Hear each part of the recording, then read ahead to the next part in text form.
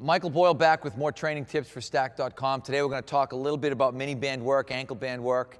When we talk about mini bands, ankle bands, what we're really talking about, we call it ankle bands, but they're really hip bands.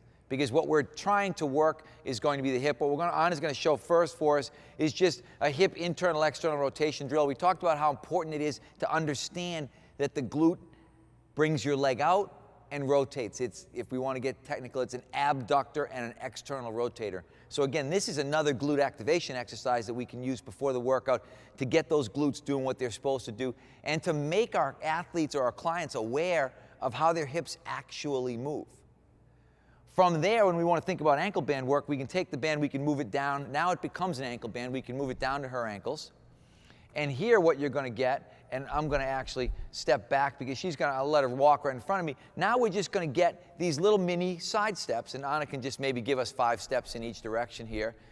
Now again, what we've got here is this idea of glute activation. She's using her glutes, primarily her abductors, her glute medius, her glute minimus, to create this little mini step action. So again, we're getting those muscles turned on. What I like to do is take the band and actually put it on your feet. So if you could bring it down and put it here.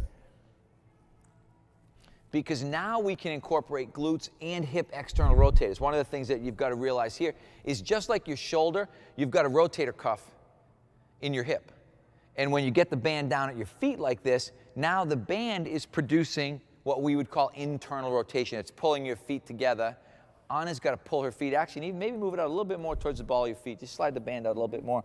Because we want to get a little torque pulling her in so that she has to pull out. So now as we're moving through that little side step action, now I'm getting glutes and hip rotators. And most of the time what you'll find with people is that they'll tell you, I feel that more in the back. I feel it shifting more into that area of the hip rotators here. Whereas when it's up around the ankles, they're going to feel it more up here. I always tell somebody, if you do this exercise right, you should feel like you had a baseball in each of your side pockets. You should feel that muscle almost gets, we're going back to the old pump idea, but you get that pumped feeling right here in the side. That's when you know you're doing this exercise right. And again, another great simple warm-up for somebody to help improve hip function, hip mobility. Generally for us, 10 yards, again, we always talk about the magic numbers, 10 reps, 10 yards. 10 yards because we've got lines on our field. So we're going to go 10 yards down, we're going to go 10 yards back. We could go a number of steps. If we're on an unlined area, we could say go 10 steps to your right, 10 steps to your left. Doesn't really matter.